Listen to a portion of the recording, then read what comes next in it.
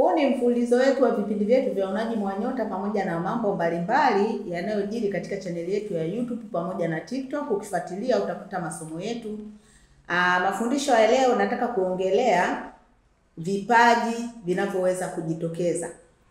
Vipaji vinaweza kujitokeza kwa watoto wadogo na wakati mwingine vipaji vingine hujitokeza ukubwani.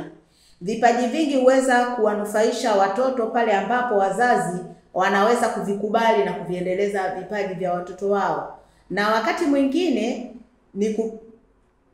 wazazi wengine hupuuza vipaji vya watoto wao vinapoweza kuchomoza kwa upande wa watoto wao, wakidhani ni kupotea kwa malengo ya watoto wao. Hapana, unatakiwa ufuatilie vipaji vya mtoto wako na kuvifahamu ili uweze kumuendeleza au kumsaidia kumuinua, kwa sababu vipaji vingi vikubwa huchomoza watoto wakiwa wadogo. Na kuna nyota zina vipaji vikubwa sana, hujitokeza mapema sana kwa watoto wanapoanza tu kukua na kujitambua. Na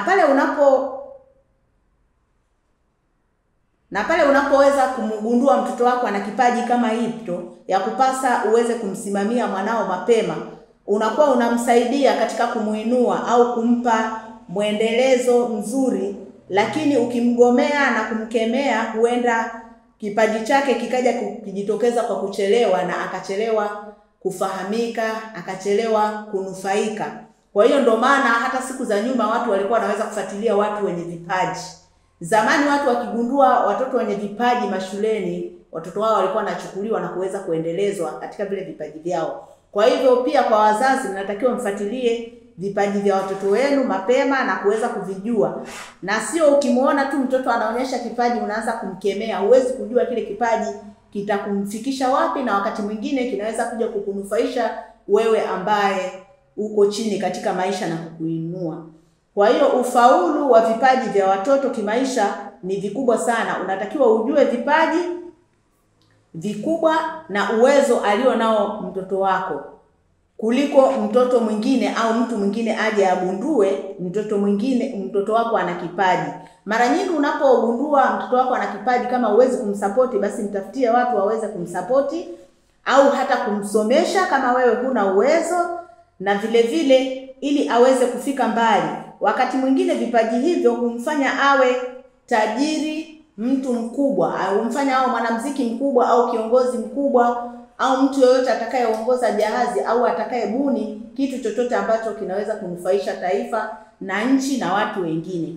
Kwa hiyo tusiweze kupuuza vipaji vya watoto, kwa sababu katika mfululizo wa nyota kuna watoto wana vipaji vikubwa sana ambapo hujitokeza mapema kabisa, na wakati mwingine watu wengine huweza kudharau.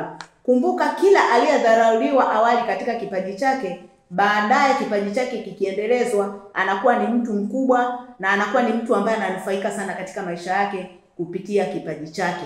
Iwe ni mchezaji mpira, mwanamuziki, mtu mwigizaji na watu mbalimbali. Kuna baadhi wengine watoto wana vipaji vya uongozi. Vipaji vya uongozi pia huwa vinajitokeza mapema sana, na watu wenye vipaji hivyo huwa wanajulikana mapema sana. Wanakuwa ni watu wanaojitambua, wanakuwa na ufahamu mkubwa, wanakuwa na nyota kubwa, na wanakuwa ni watu ambao wanahifadhi kumbukumbu kubwa katika ufahamu wao. Huwa hawasahau historia za nchi, huwa hawasahau kila kitu kilichotokea nyuma, huwa wanakikumbuka. Kwa hiyo watu hao ni watu ambao wanashika, na hata wakisomeshwa wanakuwa wanafaulu vizuri sana. Fuatilia masomo yetu kila siku katika chaneli yetu ya YouTube kwa kuandika Mnajimu Kulthum na Siri za Nyota.